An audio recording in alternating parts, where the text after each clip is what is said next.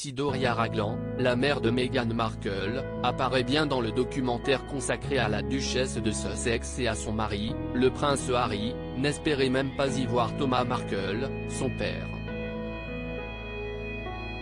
Pour une raison très simple, si la jeune femme et son mère ont une relation fusionnelle, il n'est pas vraiment de même pour son père, à qui elle ne parle plus depuis plusieurs années. Cependant, l'ancienne actrice américaine a tenu à aborder le sujet devant les caméras de Netflix,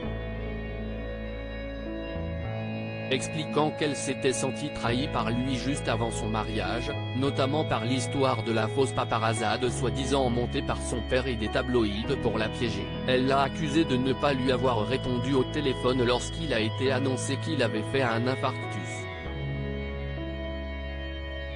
et a réitéré le fait que ses actes aient été impardonnables. D'ailleurs, les mots du prince Harry ont bien montré qu'elle n'avait pas l'intention de passer l'éponge.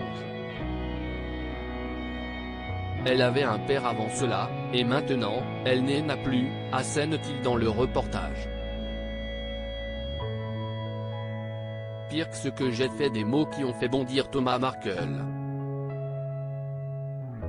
Dans une interview accordée au journal britannique Daily Mail ce week-end, le père de la duchesse a présenté une nouvelle fois ses excuses dans le reportage, avant de se montrer bien plus ironique. « Harry et Meghan font tout ce qu'il m'avait dit de ne pas faire », a-t-il en effet estimé.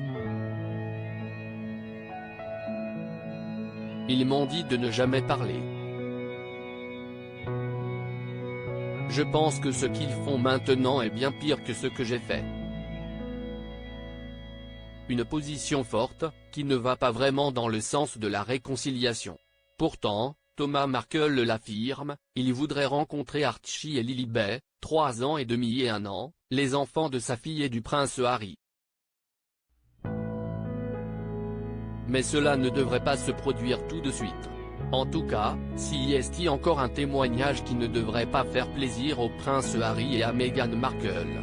Dézingués de toutes parts après leur documentaire, ils ont perdu de nombreux points de popularité aux États-Unis et au Royaume-Uni où certains les accusent de vouloir détruire la famille royale, ou tout simplement ne comprennent pas pourquoi ils se livrent autant alors qu'ils prétendent vouloir le respect de leur vie privée.